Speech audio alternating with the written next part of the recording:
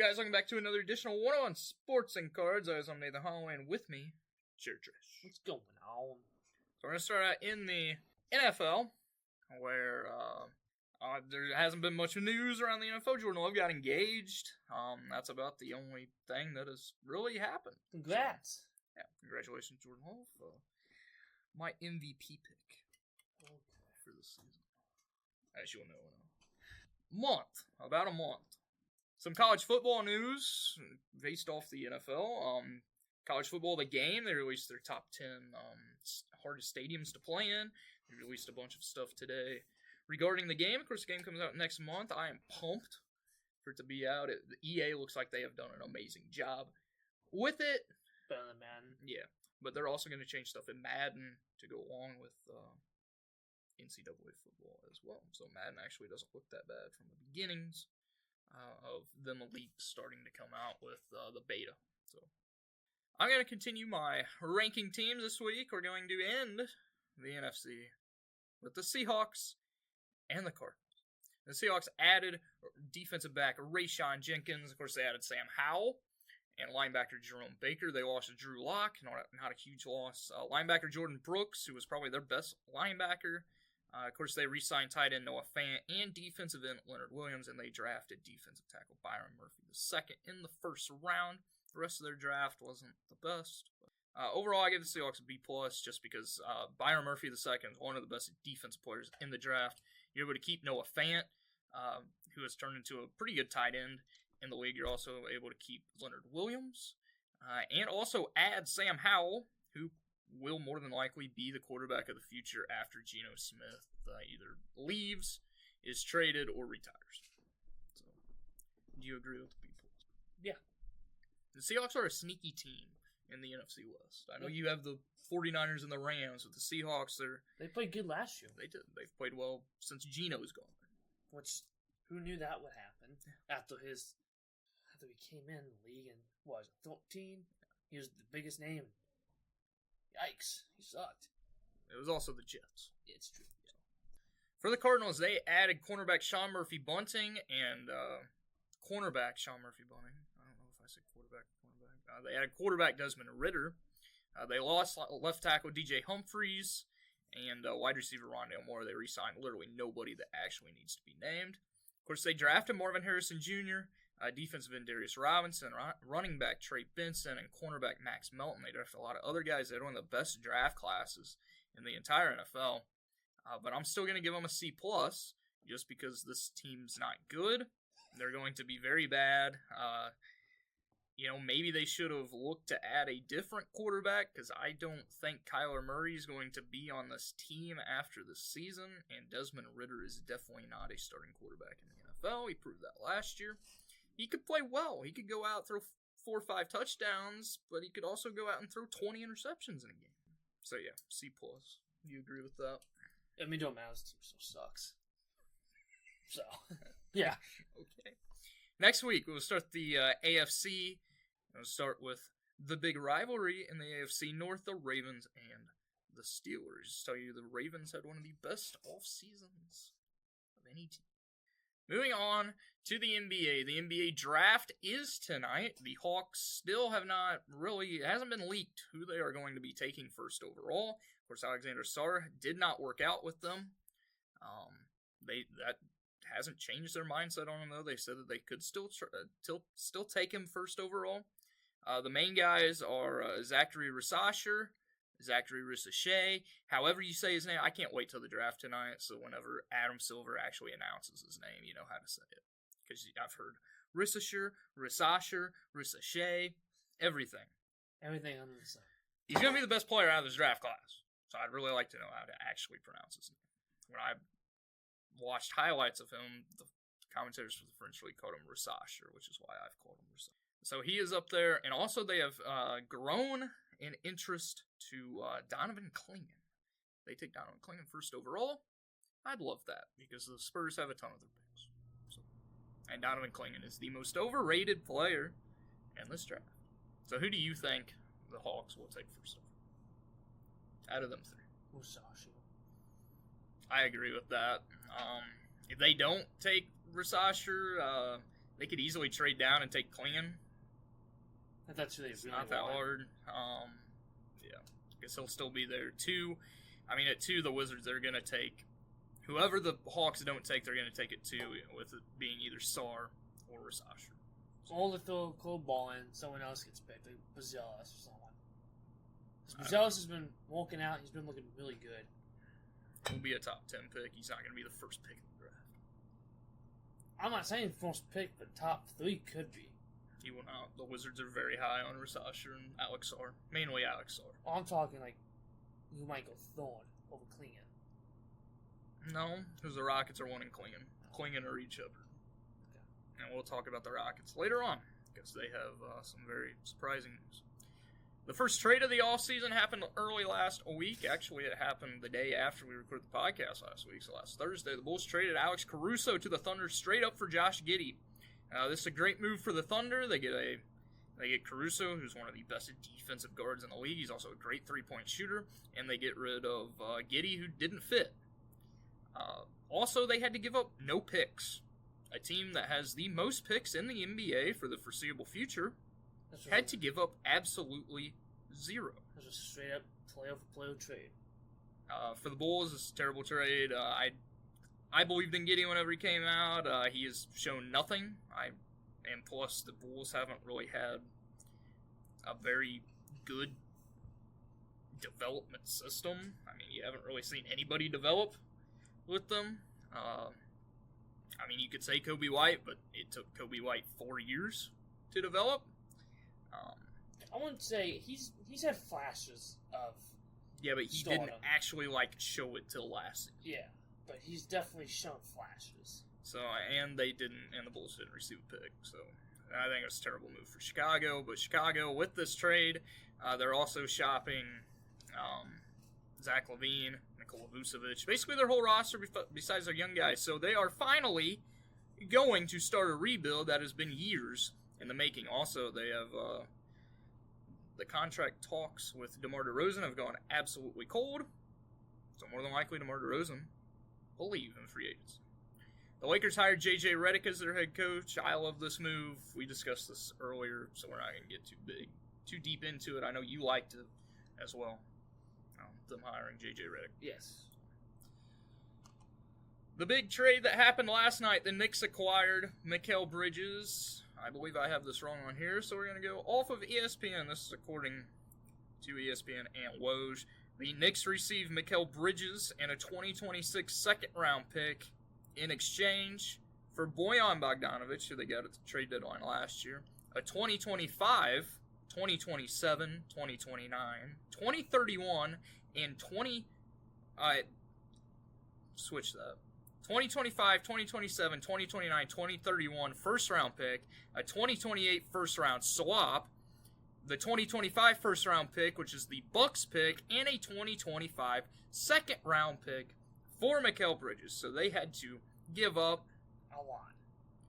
6 first-round picks, including a swap, and then, of course, one from the Bucks, which is a 2025. They ended up giving up 2 2025 picks. Which is a good draft class. Although it'll be towards the end of the draft. Did you like this move for the Knicks? Of course, the Nova Knicks now, they already had 3 players from Villanova and Hart, DiVincenzo, and Brunson. They now add Mikal Bridges. Of course, 3 of them guys, they all played together in college. 3 of them won 2 championships there. DiVincenzo was the only one that won 1 with them. So,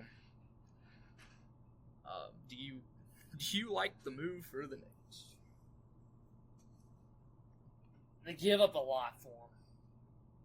But this is a win-now team, and I think they see that.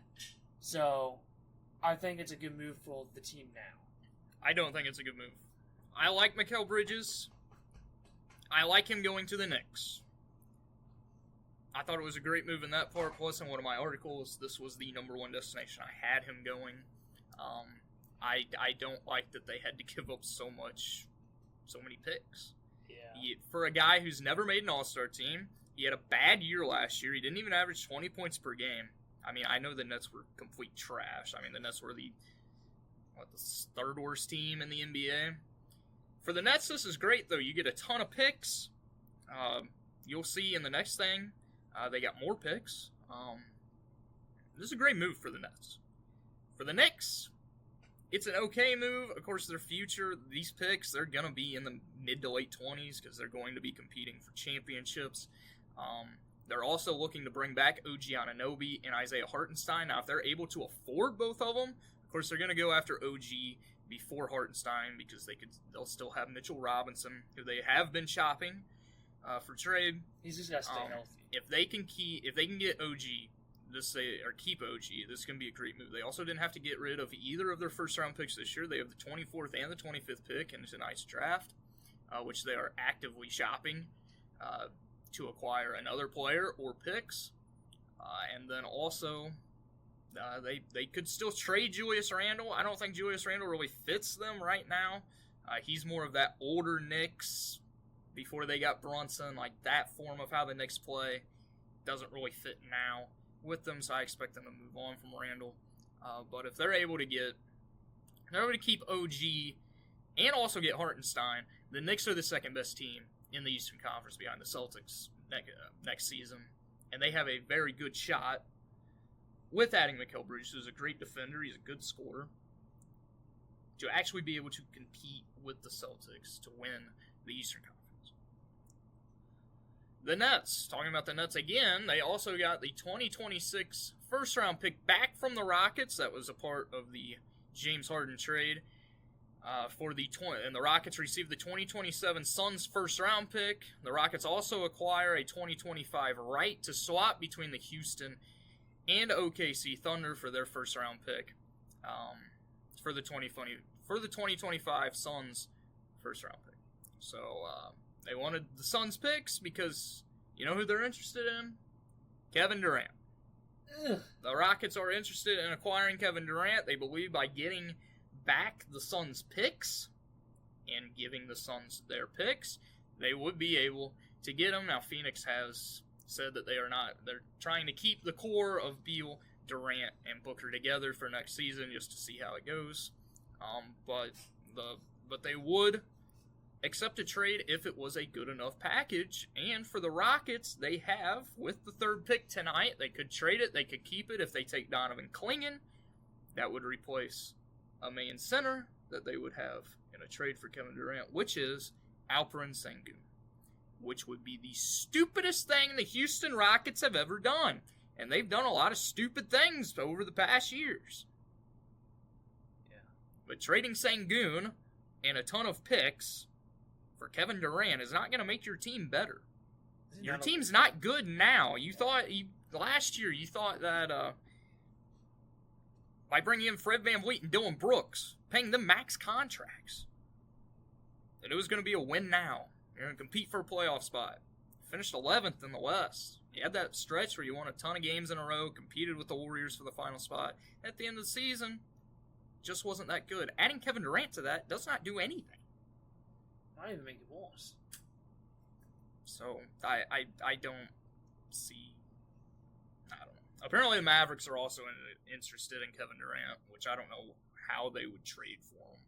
And also, I'm pretty sure Luka, Kyrie, and Kevin Durant would not get along very well together. We've already seen Kevin Durant and Kyrie Irving together in Brooklyn. It did not work. Yeah. The Warriors are interested in trading for Paul George, and they would offer him a max extension, something that the Clippers have said that they were not going to give Paul George. So with that, we will enter NBA trades and free agency that we expect to see and who we believe these teams should go to. So free agency starts Sunday. We're going to start. These teams should go to. These players should go to. The teams these players should go. Shut up. It's been a long... I've had so much NBA stuff going on in my mind this week. We're going to start out in NBA free agency. It starts Sunday. Of course, they cannot actually sign until, I believe, July 6th, but they can agree to a deal this weekend. So, NBA free agents, the first is the biggest free agent, LeBron James. I believe he stays. Yeah. Second is Paul George. More than likely, they're going to do... Clippers are going to work out a sign and trade because there are only 5 teams that have the cap space that can actually sign Paul George to a max deal. Two of them being the Pistons and the Spurs, which I do not see Paul George wanting to go to either. Maybe San Antonio. I don't think the Spurs are interested in him. Yeah. There's not a lot of interest around the league in Paul George. The Sixers and the Warriors have been really at the forefront of interest. So if it is a sign and trade, Sixers or Warriors. I think he goes to the Royals. I think the Royals want him because they're kind of a young mix. You got a mixture of young and older players. They won't have any young players after this trade. Yeah, if you would have told me this last week, if I would have asked myself this question last week, I would have said the 76ers. 76ers have a ton of cap space. They can actually sign him. They are one of the 5 teams that can sign him because they have a ton of cap space after getting rid of Tobias Harris. Or they could work a deal and trade Tobias Harris to the Clippers, which would replace Paul George with a crappier version. But no offense to Tobias Harris. Apparently Spurs are interested in him. We'll get to that in a second because he's on this list. But right now it's the Warriors. Now for the Warriors to make a sign and trade, they're going to have to give up, for one, Klay Thompson. They will have to give up Klay Thompson. Klay Thompson will become an unrestricted free agent this season. They will not be able to re-sign him if they get Paul George. Honestly, adding Paul George to replace Klay Thompson feels like a win for them. Other than that, they're probably going to have to give up one of their young players in Kuminga, Moody, or Podziemski. Yeah. Or Trace Jackson-Davis. More than likely, Kuminga and Moody will be the ones on the way out. The next is James Harden. I believe he stays a Clipper. I don't think there's going to be there's not a lot of interest from other teams around the league. Klay Thompson, I say he goes to the Magic. He's been interested in going to the Magic. They've been interested in signing him. I think it would be a great move for the Magic to bring in a veteran player, and the Magic tied with the Pistons for the worst three-point shooting last season. They only made 11 per game, which was dead last, which is very surprising. But they did have a great defense. Klay, not the best defender anymore. He used to be a great 3-and-D player. I believe this is the best spot for Klay to land. Yeah, he's got also a winning mentality, and he can mentor these young guys, because that's all this team is. I think this team's average age is 24. Next is DeMar DeRozan. Apparently he has become a potential landing spot that has come of this. If Paul George moves to the Warriors, the Clippers replace him with DeMar DeRozan. I think it works. I don't think DeMar DeRozan is going to get a lot of interest this summer. I mean, he's still a good player. He's older. He's going to want way too much money. Honestly, the Clippers, there's not a lot of teams that can actually sign him for what he wants. The only other teams is the Sixers. I don't see the Sixers wanting him. I mean, if they could work a sign and trade, I could honestly see the Miami Heat. Yeah. Because Bam Adebayo signed an extension today, or he's expected to sign an extension, and then Jimmy Butler is expected to be back. Next is Miles Bridges. He came back very well last season after being suspended a year. Honestly, I believe he goes back to Charlotte. He had a no-trade clause last season. They looked to trade him at the deadline. He refused to waive it. I believe he wants to be in Charlotte. Yeah. Which there's not many. Don't want to be in Charlotte. Next is Nick Claxton with the Nets looking to blow it up now after trading their best player, and Mikal Bridges. I think the Celtics need him. Good luck with that. Al Horford? You will not be able to sign him. Would be a good fit, though. You don't need him. Was he going to come off the bench? Yeah. I mean, he'll start at the beginning of the year because Kristaps is going to miss the first part of the season due to his surgery, which was just released. But he's not a bench guy. He's not a bench guy. I believe he's also a restricted free agent, so the Nets could match anything. I believe he goes back to the Nets. I think he'll be a main piece to try and build around. They don't have many. He's really the only guy now because Cameron Johnson is not as good as everybody thought he was going to be. And Cam Thomas is never plays. He's very hit or miss. He can go out and drop 60 in a game, or he can go out and play 5 minutes. Next is Tobias Harris. There's not a lot of interest in Tobias. He's still a solid player. He averaged almost 20 points per game last season.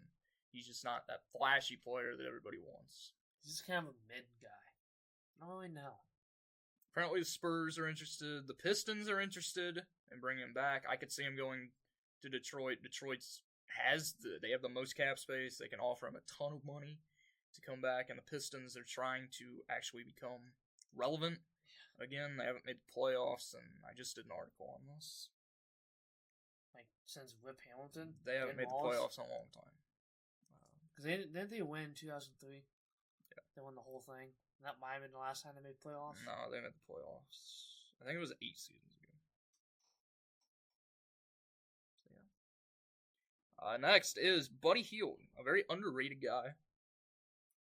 I believe he stays with the Sixers. Yeah, I think he stays with the Sixers. But I would be cool to see him go to the Magic, though, too.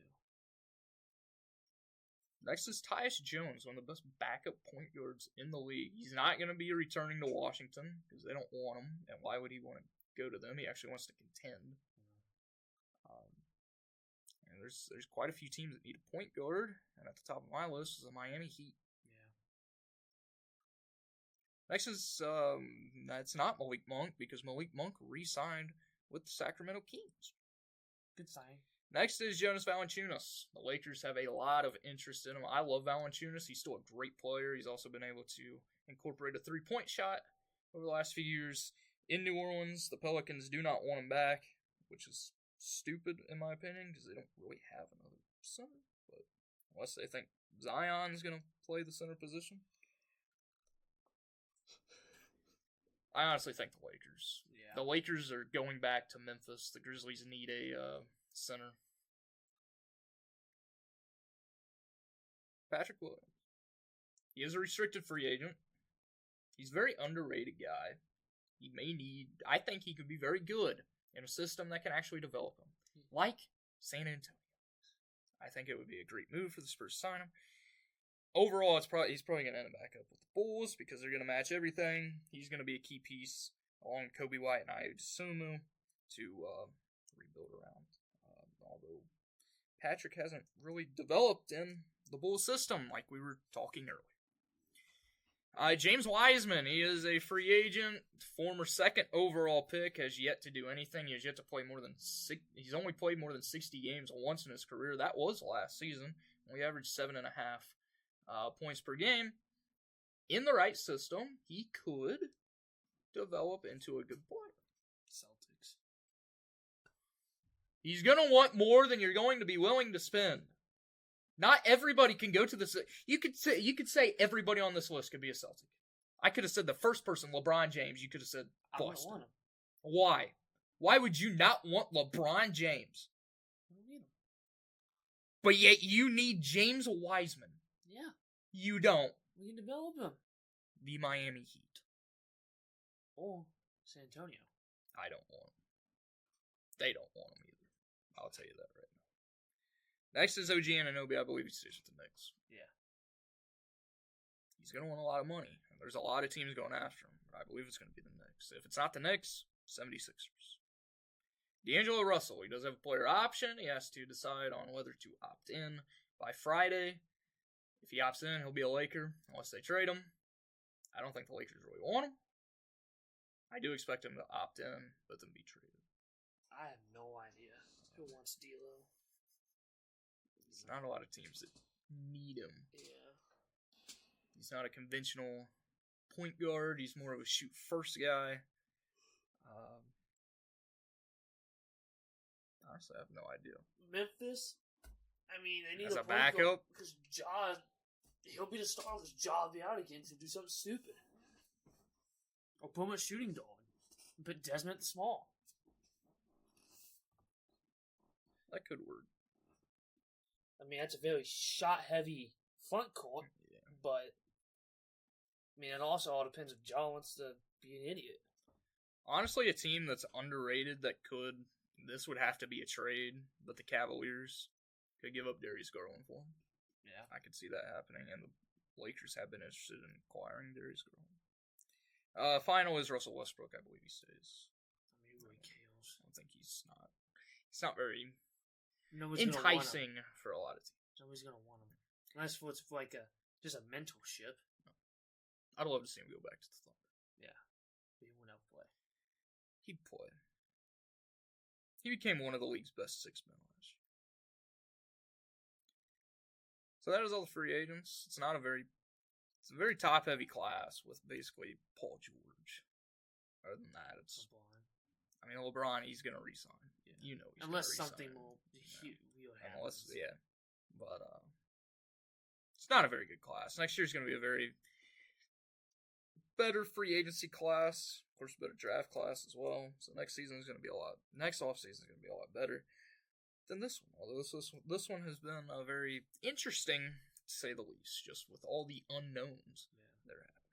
Also, the cap number will go up again next season. There's going to be a new TV deal, so there's going to be more teams that are going to be able to spend money. NBA trades that could happen. We went through some of these last week, saying if they're going to be traded. Now we're going to give who they should be traded to, or if you don't think they'll be traded, then just say the regular. Trae Young. I think they keep him. I believe Trae Young ends up as a Laker. I don't think it works. I think he ends up as a Laker. DeJounte Murray. I think he gets traded. To? San Antonio. I agree with that. It'd be a dream scenario. If not, the Spurs, under the radar team that could get him, they need a guard. They need an actual point guard. He's a great defender. He would add to the second best defense in the league on one of the youngest teams in the league, the Orlando Magic. They also have a lot that they can give up. Yeah. Including Jet Howard, who stepped on the court 18 times last season and is one of the worst lottery picks of this decade. Yeah, I'm saying that after 1 year, because he was never good. He was never good in college. As long as you don't trade Anthony Black, I don't care. Mikal Bridges already got traded, so that ain't gonna happen, because it already happened. Donovan Mitchell, I believe he stays now. They're with their new head coach. They hired Kenny Atkinson as their head coach. Very well deserved for Kenny. The Nets did him wrong. I think he stays too. He knows that team's kind of a win now team, and they'll also got a future too. They're one of those in between teams where it's like they have a future and they're also a win now team. We'll go with two more of his teammates. The next one is Darius Garland. I think he gets traded. I believe he gets traded. The Spurs have been interested. There's been a lot of teams, but as I said with D'Lo, if the Lakers don't pull the trigger on Trae Young, Darius Garland, I also feel like Darius Garland fits more in that system. Although we haven't really seen the system with J.J. Redick as but he fits LeBron's system. Yeah. Next one is Jared Allen. He's going to be traded. Yeah. Do not say it. Boston. I would love it, though. He'd be my top one. I don't know. I think he gets traded, but I don't know who to. I did a thing today with Tyler Hero being traded, just in case the Heat actually want to become a contender. If the Heat could get Garland and Jared Allen, then they could move Bam to power forward, which they want to do by signing a center. That's a very good team. It's a very good team. I don't like Jared Allen. Well, it doesn't matter what you like. No, it doesn't. It does. Well, he's not going to be a Celtic. I'm going to tell you that. Unless you can get him for the 30th overall pick, and you have because they're looking to trade it, and you can have the Cavs pay basically his whole salary because he's making $20 million a year, which you can't afford. We've seen some weird stuff happen. That's not going to happen. Next is Karl Anthony Towns. I think he stays. I also think he stays. I'd love for them to get rid of him, but I think he stays. Lauri Markkanen, the Jazz, they're looking to blow it up. I think they shop. I don't know where he would go. I'm telling you right now, the Spurs. Brian Wright has said, he's the Spurs GM, he has said that the Spurs are looking to make a big splash this summer. Now, that's not going to be in free agency, because I'm going to tell you right now, there's nobody on this list the Spurs want in free agency, because they don't want to pay him. Lauri Markkanen, though, in a trade, would be perfect next to Wembanyama in the front. That's all I got to say. Another team to watch for this is the Sixers. Jordan Clarkson, another. They should trade him 2 years ago. They should. But I don't know where he goes because I don't know. Frankly, I don't know if anyone's going to want him. I just did a article about this. My number one place was the Knicks because they were interested in him. Well, the Knicks can't afford him anymore. Yeah. I'll say that. And they have literally no young pieces to trade away unless it's Jericho Sims. And I'm telling you, Jericho Sims straight up for Jordan Clarkson isn't going to work.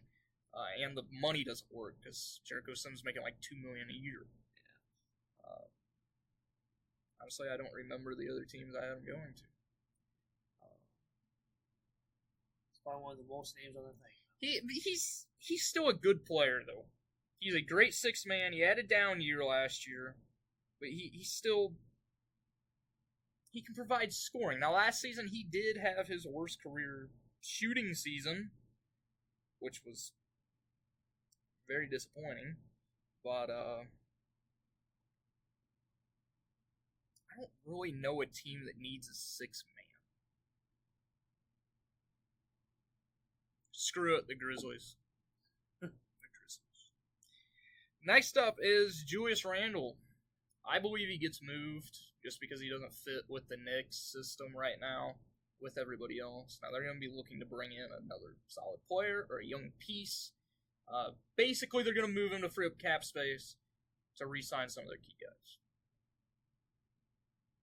Where that would be to, I don't know, because I don't think there's a lot of people around the league that would be interested in adding Julius Randle.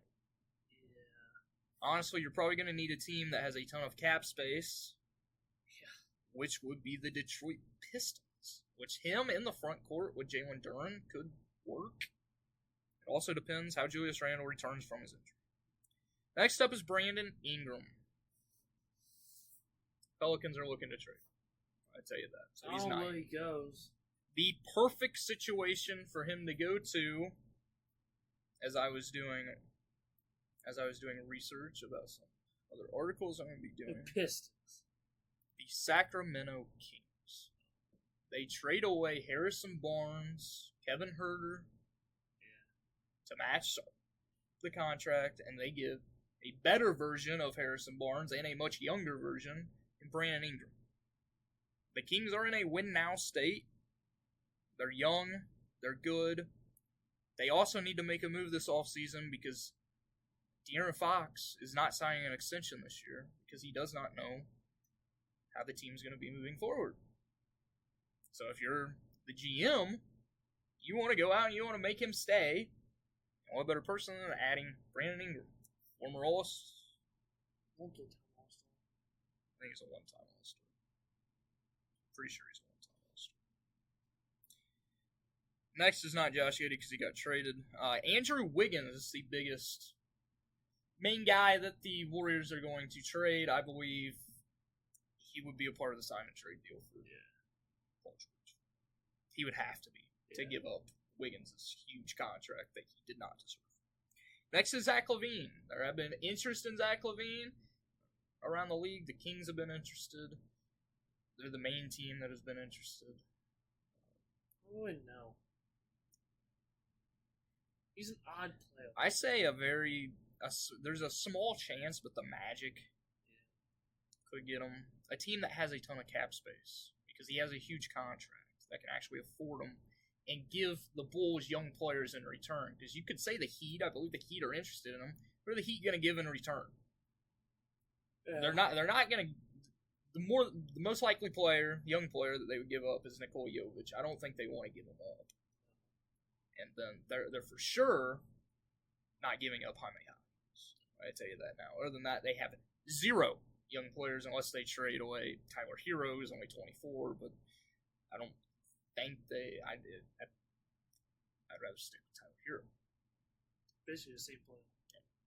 Except Zach needs to explore some dunking side. Not really anymore. Next is Michael Porter Jr. I believe he stays, but there are maybe the Nuggets look to retool their roster. I think he has to stay to keep this team intact. I'm not even going to say the last one because Jimmy Butler, he's staying. I'll tell you that right now. Basically announced it. So that is it for basketball. It's another very long episode. And we're not done yet. But yeah, the NBA draft's tonight. By the time you listen to this, you will know who is who's been taken. Out of baseball, Edwin Diaz was suspended 10 games for sticky stuff after being thrown out of Sunday Night Baseball against the Cubs. So he is not going to appeal it. He's just going to face the consequences. It's not like he's been the best closer this season. The Orioles got swept by the Astros and they've lost their last 5 games. Of course, they lost to the Guardian yesterday. Talking about the Guardians, they've won 7 straight. They're the hottest team in baseball.